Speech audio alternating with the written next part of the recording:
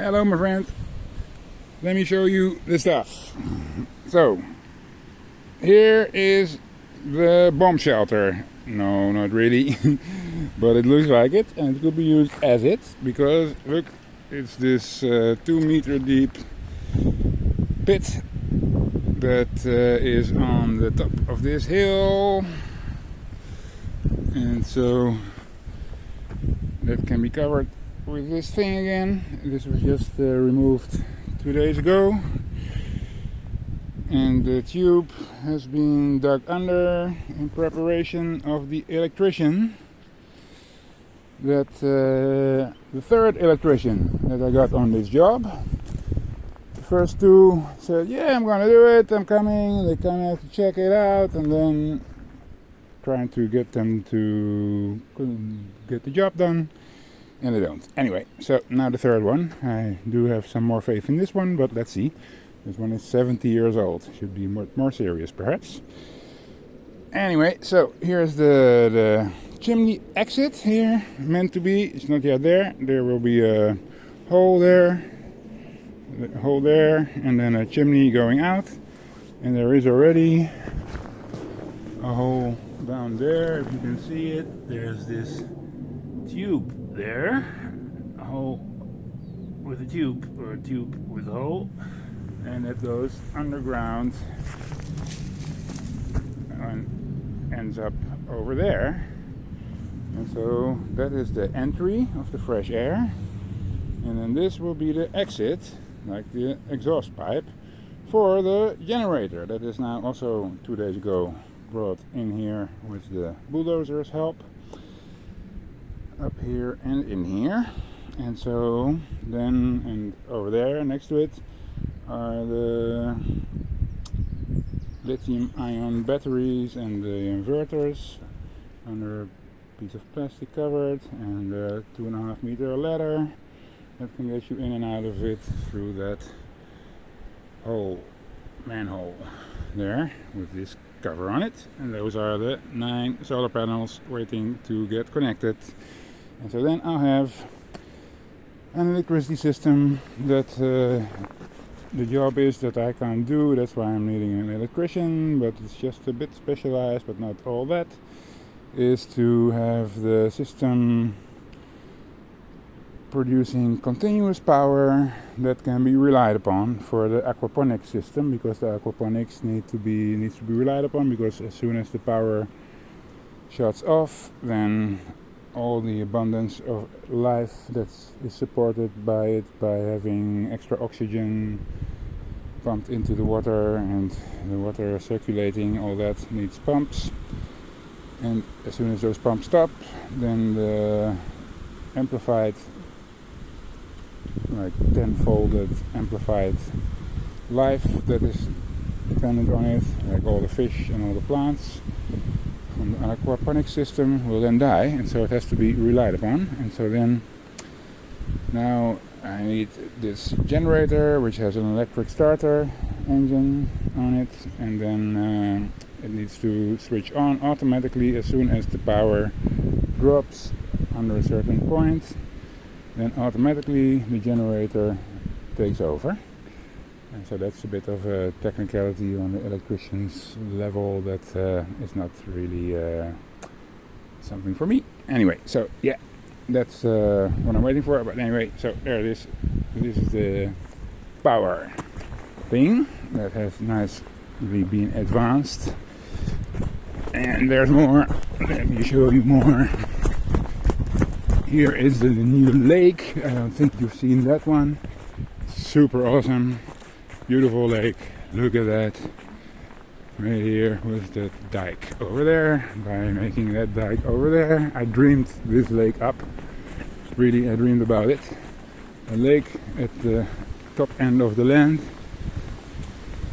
That's just where my land ends, because that's the end of my land.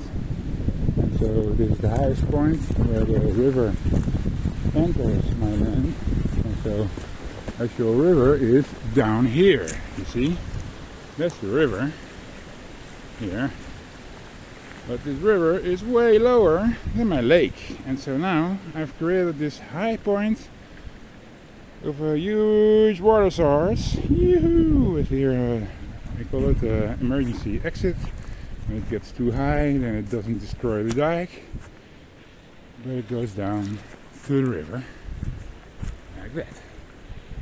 And so, yeah, this beautiful lake is now providing water for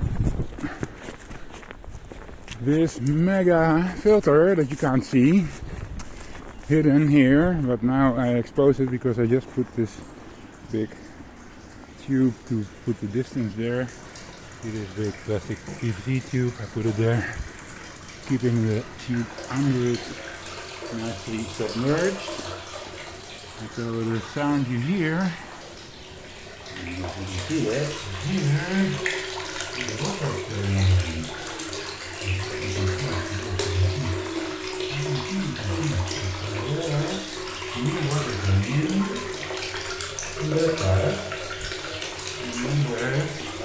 this pipe taking it up. And that new water coming in, that's coming from over here underground. There's this pipe that you can't see, and that pipe underground ends up in a big filter similar to the one you saw, because I call that thing a filter because that's what it is. That big round cement container that you just saw, that is actually a huge filter. And so here is a smaller version of it. That's the first one. It also you can't see. So this one is all dug under. The other I just opened it up to put that tube in, so I thought I can show you that then too. But so here is the first of those filters. And so this one is taking water from this lake over here. And then the exit, I call it emergency exit, is over there, taking it under this road that we also built here. And then that emergency exit takes it out over there. So this is where the exit water goes, and we made this terrain also now nicely round, making the exit go around. But so, yeah, and so that water, oh, by the way, this is the electricity pipe that comes from where I just showed you the solar panels are way up there. And then there's this tube that I was still connecting up to the cement thing there. It goes all the way down here, and then it comes here to its lowest point, and then at that lowest point here is a water exit point. So that's the water, that is condensation that will occur inside that tube. It will be released here at its lowest point, and then from that lowest point the tube goes now up further. It's not finished yet, but to the house over there that is under construction still. And so this water that you just saw here, the water here, the source of this water is over here on my mega piece of land over here. And so here is where I want to do this power flower shaped sacred geometry mandala water channel aquaponics system garden thingy. And so here we already started with the bulldozers, like a mega big bulldozer, bigger than ever before, and a big mega truck to take the material and move it, because here is a big circle now. If I go all the way up, you can see how big the circle is.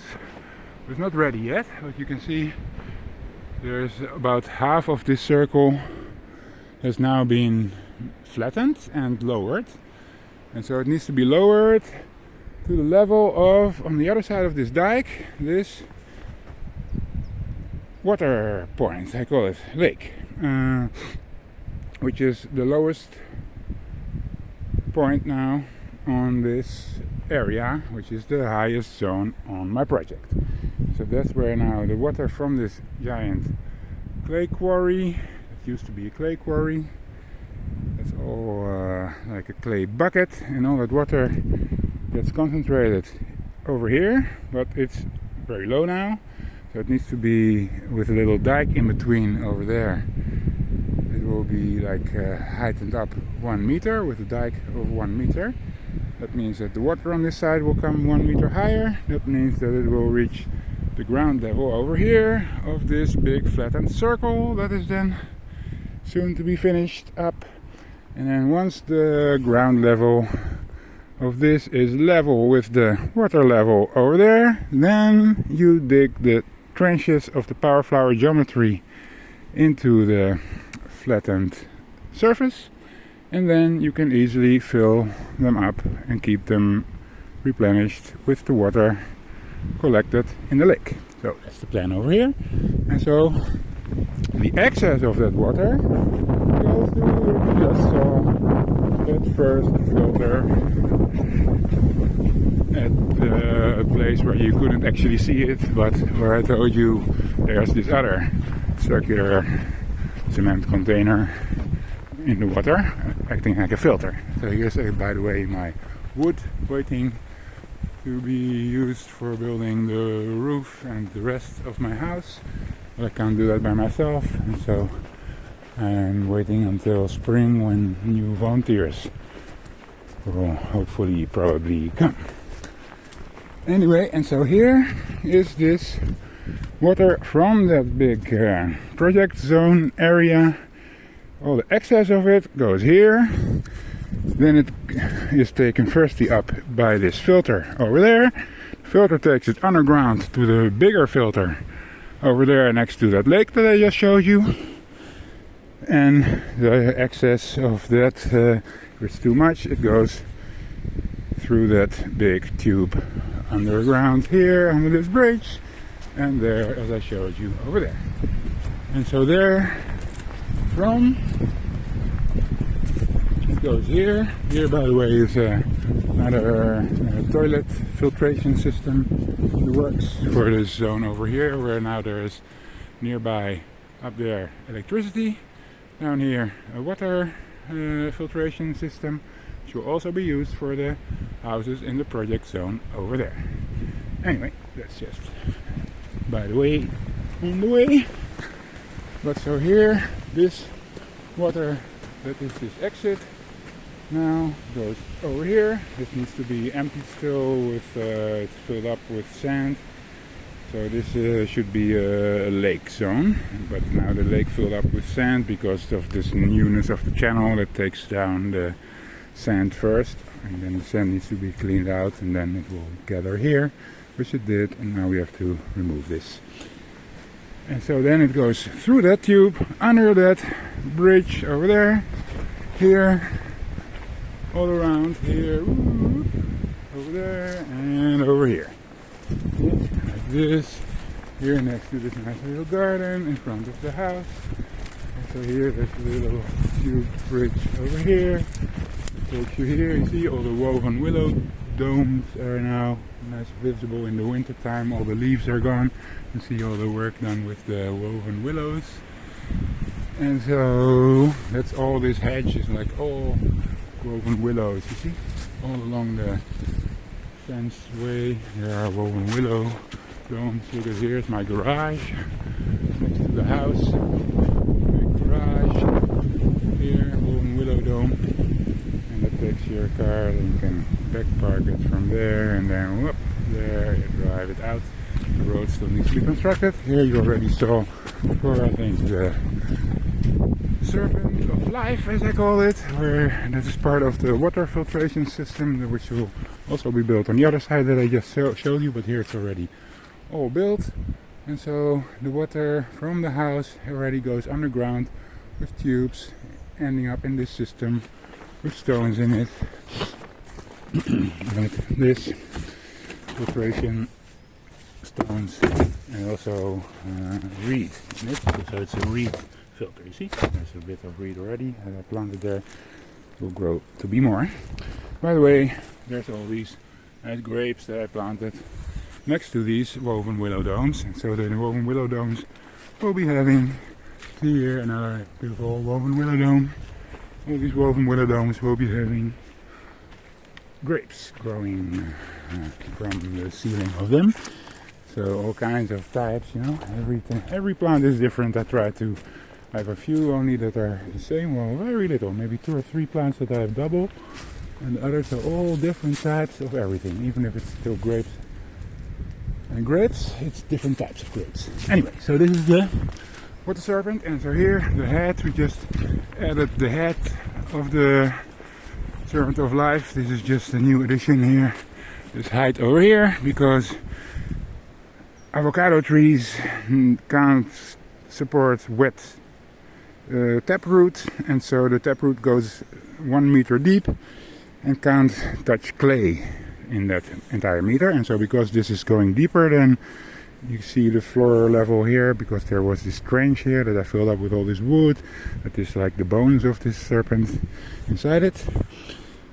And so now we heightened up this, and so this is already more than 1 meter, but it also goes down into the ground deeper, and so this is like at least 2 meter of depth before clay comes here, and a lot of water because it's the first receiving end of the water filtration system. And so avocado trees love fertile ground and a lot of water, and it's getting a lot of sun all day. Woo, the sun goes like that and goes down over there, and so now it has the perfect spot. We're waiting for it in April, March. You can start planting the avocado tree, and then it has its spot waiting for it. And so yeah, anyway, so that is the water serpent over here that I just showed you how that works. That is like the exit of this overflow channel, and so then it takes that excess water all around from one last time before it goes to the river, and it's lost to the project. So before that all happens, the last final point here is now not so spectacular because there's only a little bit of excess water, and so it doesn't look so cool now. But if there's more, which is after the rain, and it was like we had the heaviest rain in 20 years, and so it was enormous flow coming here, and it was splashing like 1 meter high up from here. But I made this thing all from ceramics that were left over, broken, half broken things that I get for free from the ceramic local makers, where I'm actually doing a ceramics course also. They gave me to let me participate in this course for free, making ceramics, like pottery, you know, turning, spinning stuff. Anyway, so that's where I got these materials from, and then I put them together with cement and made it into this water catchment flow form art thing. And that's the final point before water goes down this tube, under this bridge, and then to the river. But so meanwhile, we've got all this system now working where this is only the excess water, but we're not talking about this excess water. That's just what we can't make use of, and it's so little now because I'm making use of it, of what you just saw, what I showed you at the first in the beginning, that big round container where I opened the manhole. So it was exposed now, otherwise it's totally secret, you don't even see it. And so that container there next to the lake, that is taking that extra water from that point over there, and so that water is going underground to the ram pump. And so the ram pump, I also installed it. I'm still making adjustments on it. I'm still not happy about how it's performing. And I just put that tube to submerge that point underwater with that big PVC tube to keep it down. But so here is the Vulcan Ram by, what is it, Green and Carter. And so Bruno and Carter are the original builders of the first ram pump factory in the world, related to the inventor even of the ram pump. And so now it's switched off. Let me switch it on for you and see if it's working now. And here we go. On. And so there's the water flow, and there, boom, boom, boom. You hear that? That's the ram pump working. So it was working already all the time, but then it stops after like, I don't know, an hour or even a few hours, and so I don't want it to stop, and so I'm trying to make it perfect the whole thing, so that doesn't happen. And so anyway, for now you can see it's working. It's going tick tick tick. There's this spritzing of extra water coming out here. And so that is the valve, and then here is the other valve. Here you can see the pressure. I don't open it completely because I don't want to lose that pressure.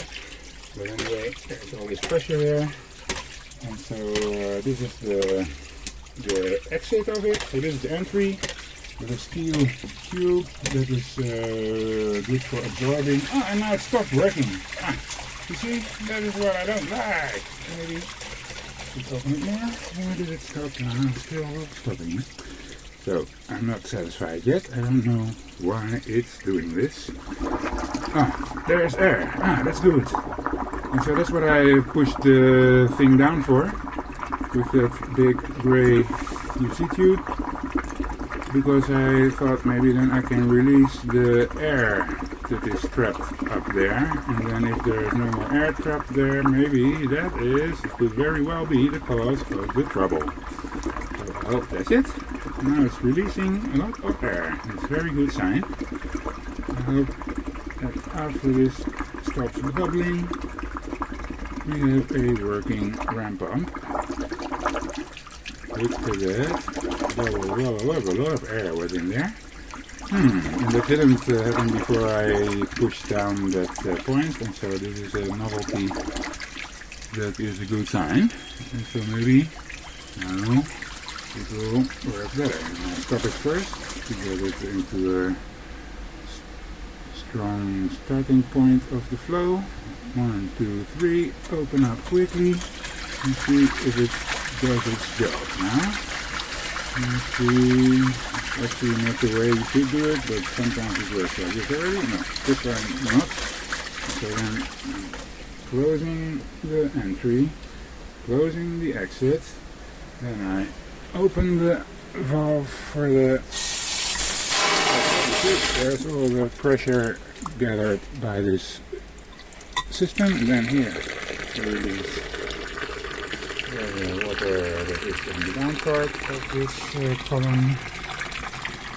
And so then it goes 1, 2, 3, 4, 5, 6, 7, 8, 9, 10, and a little bit.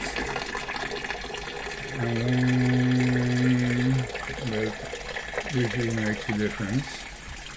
And then start from scratch with a fresh system.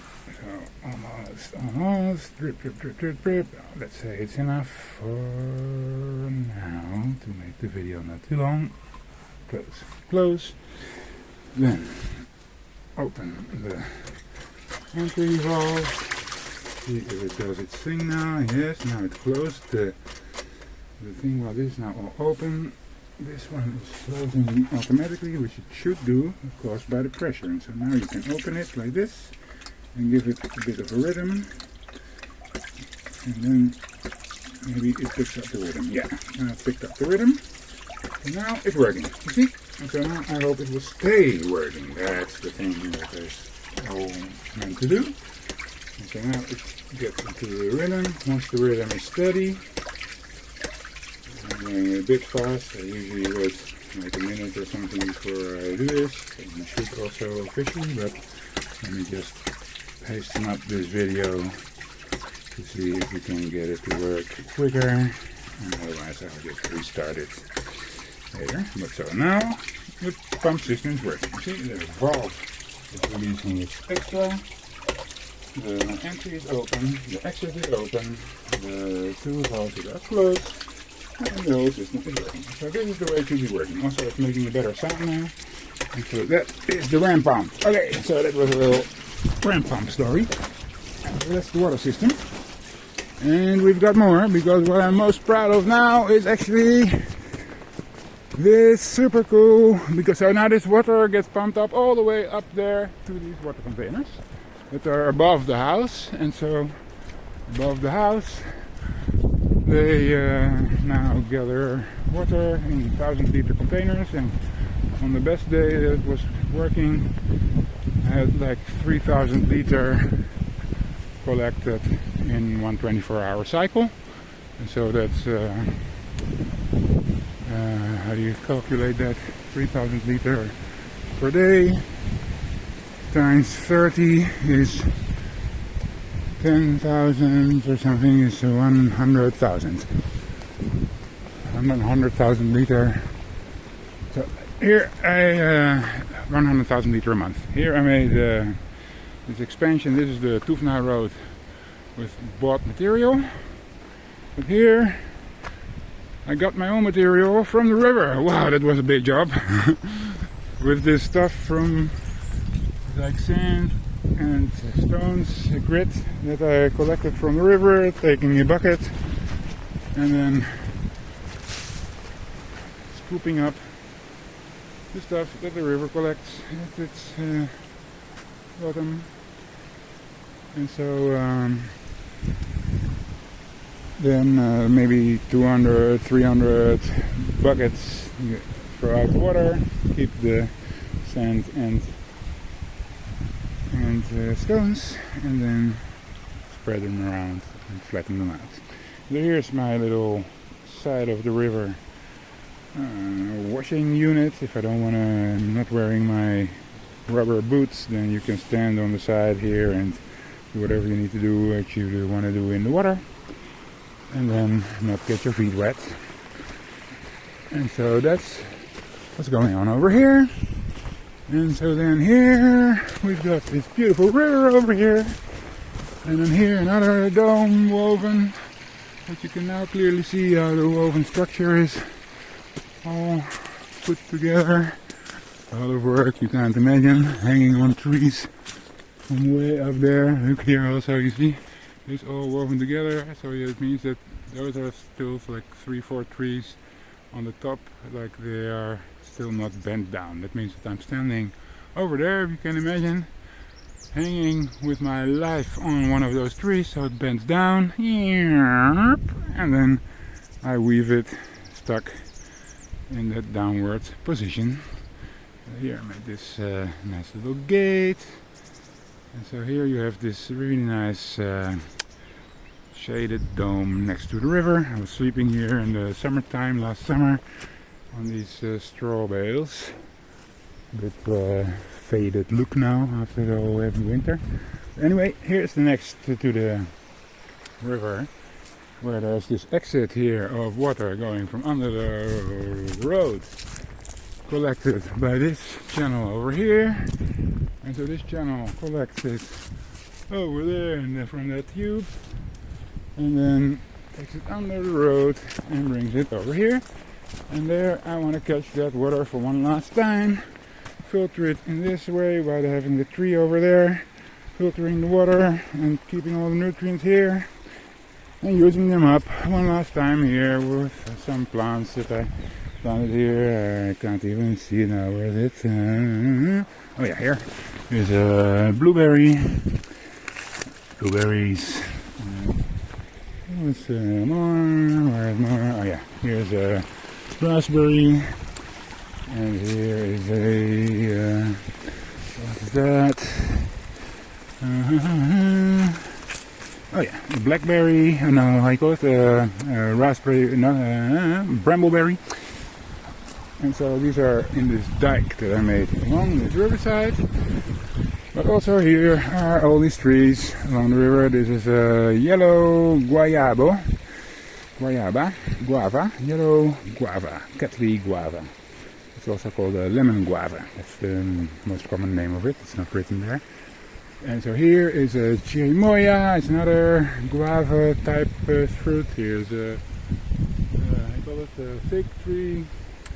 And so this is all, you know, where all the nutrients from the up concentrate at the last point before they end up in the river. And so here I made some trees, some fruit trees along the riverbank. Lots of water here, lots of nutrients. Here Diospeo, I call them kaki, they're also known as, or I forgot there's another name for it in English also. Here peach. And so they're all ready, waiting for the spring to pop out. Here is I call this tamarillo, tree tomato. This is a tree tomato. It was not bought, but given by a friend. It looks a bit down, but it's just a branch broken off from her tree.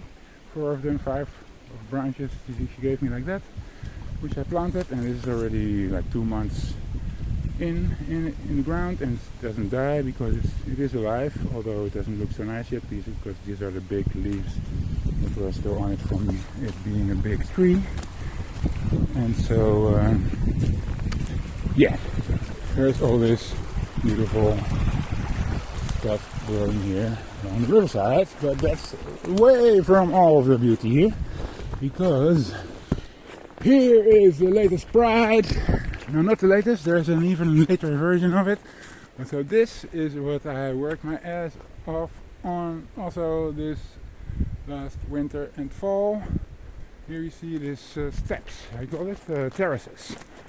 And so these terraces are all having fruit trees along. This was an orchard, made to be an orchard with the bulldozer. All these steps keeping the water retained to penetrate deep and all nutrients. And so here it's like all these kiwis on these poles, 12 poles with 12 different types of kiwis, all different types of kiwis. I still have to put the strings in between the poles so they can grow along that. And so here are all these plants also. What I planted here, what is this? Oh yeah, it's a prune, a yellow prune. And here's an apricot. And there's a pear. And there's a black prune or purple. And so all this yummy good stuff over here. And then so here's a down slope. And so here are more things. Here's a brambleberry. Here's a peach, and so I made like a fruit tree, fruit bush, fruit tree, you see? And so the fruit trees are like 6 meters apart, and in between halfway is the bushes. And here I put them a bit closer. Here like an orange tree, here a black brambleberry, here this is clementina, it's like a little clementine. Goji berries, kumquat, raspberry, blueberry, grapes, oh there's so many fruits here, pomegranate, and all these tropical fruits there, guavas in different types. There's this nesples, other types that I didn't even know from before. And so this area was a big job cleaning it out, because there were thousands of brambleberries here that I pulled out by root. Here's a chestnut tree, edible chestnuts, and there's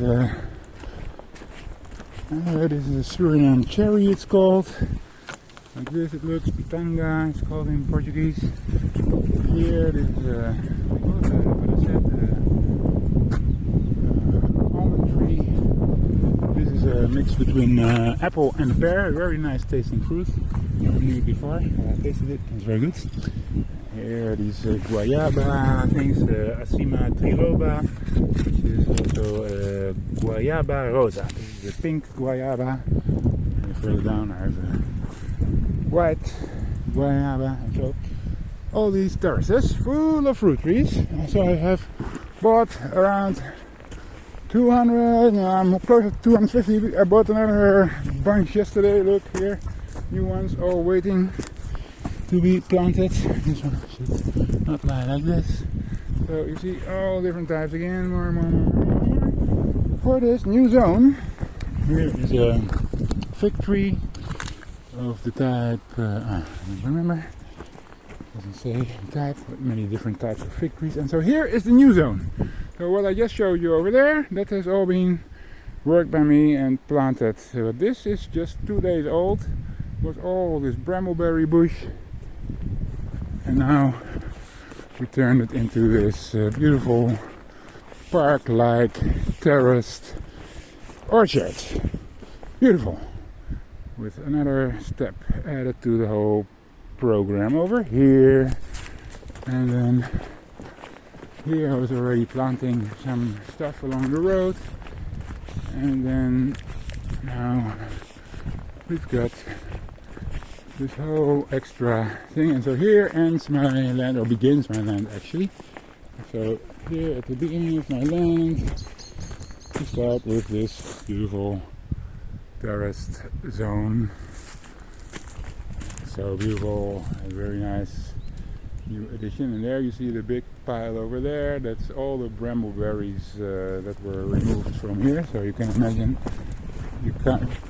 maybe you can't imagine, it was a whole lot of brambleberries here. And so now these are all either dug under here.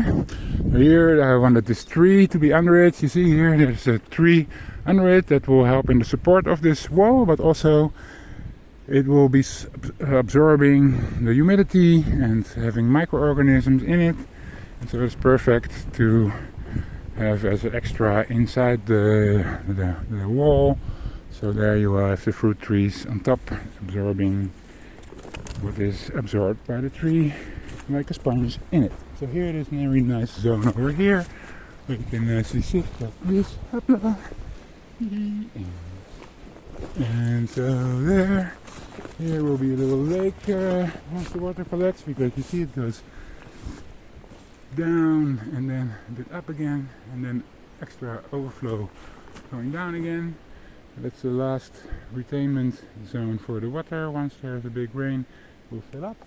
And so here you see the big pile of brambleberries. So look, I'm standing next to it. It's higher than me. And so all these brambleberries were all over here. And so now is the big work for me to pull out these roots, because you see all of this, these are the brambleberries, and so they are deeply rooted. And so I just pulled off the top. No, this just broke off. This was an easy one, but usually it's harder. Well, this was easy. Bad examples, but here you see this is a brambleberry, and so to pull it out you have to pull it super hard, and I can't do it now. I am having just one hand. And so to pull out those brambleberries, fruit and all, otherwise you cut them off from the top, just left with them coming back. I just bought this tool yesterday. It's a very nice new tool I bought for this job, because I've been doing it by hand all the time. But this tool, you can cut this root deep out, and so that works nicely. My new addition to make my life easier and help my RSI, repetitive stress injury on my elbow. And so yeah, kind of that's the project so far and the work that's been done. That's the update.